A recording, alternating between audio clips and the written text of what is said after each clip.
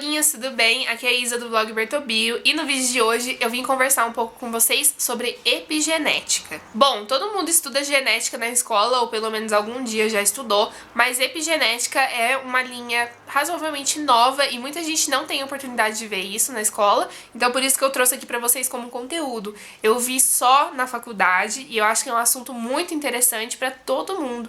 Então se você aí conhece alguém que gosta de biologia, que tá na área de biológicas ou que tá ali no vestibular, no ensino médio, enfim, manda esse link do vídeo para que a pessoa também tenha esse conhecimento.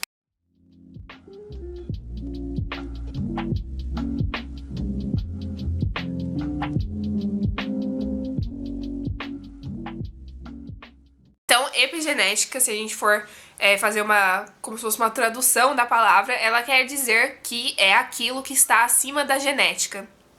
E, com isso, entende-se que está acima do DNA. Acima do que o DNA determina. E aí você vai falar, Isabela, você tá ficando maluca? O DNA não é o que determina tudo nosso? Sim, inclusive várias vezes eu falo isso pra vocês. O DNA é basicamente onde tem a receita de tudo o que é produzido no nosso corpo. Mas, hoje em dia, a gente já tem estudos que mostram que não necessariamente só o que tá no DNA vai ser expressado. E é isso que a gente vai ver. Bom, a gente sabe que no nosso corpo a gente tem uma diversidade imensa de células. A gente tem células que constituem a nossa pele, a gente tem células do nosso sistema nervoso, né? Os neurônios que a gente conhece tanto. A gente tem células sexuais, que são os gametas, né? Óvulo, espermatozoide. Enfim, a gente tem uma diversidade enorme de células. Células que constituem o fígado, que não são o mesmo tipo de célula que constitui o intestino. Enfim, cada partezinha do nosso corpo tem um tipo de célula diferente. E como que isso acontece? Basicamente, todas as nossas células, elas têm a mesma carga de DNA. Mas o que difere elas, né? Então, como que as células, elas são diferentes?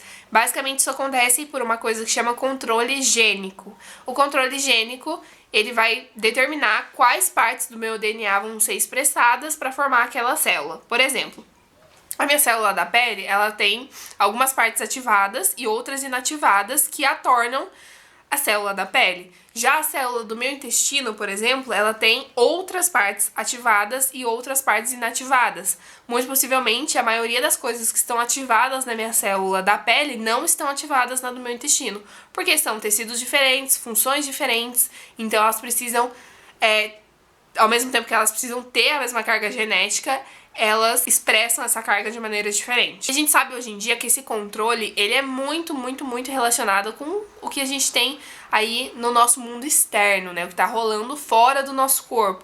Então, por exemplo, condições ambientais, estresse que, né, acontece dentro do nosso corpo, mas vem de fora, acaba vindo de fora.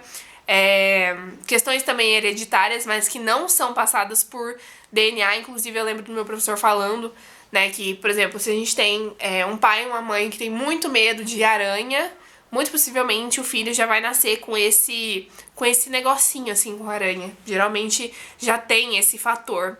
E aí esses estudos, eles mostram que não é por influência direta dos pais que vão falar, aranha é perigoso, tenho medo de aranha. Às vezes os pais nunca comentaram sobre isso, mas a criança, ela já vem com isso, ela já vem com aquilo meio pré-determinado nela de que aquilo não é uma coisa tão legal. Então é isso que a epigenética mostra.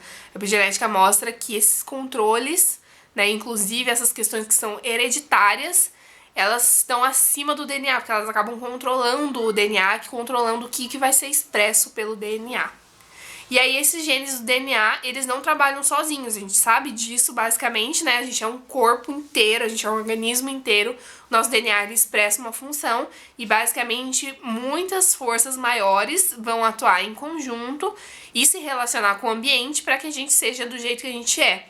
A gente sabe, por exemplo, né, quando a gente estuda câncer, que a gente fala que condições ambientais são capazes de promover um câncer. Por exemplo, uma radiação muito forte é capaz de alterar, né, de controlar o DNA a ponto de alterar ele, e aí sim promover uma mutação, e essa mutação se expandir de uma forma muito acelerada e formar ali um tumor.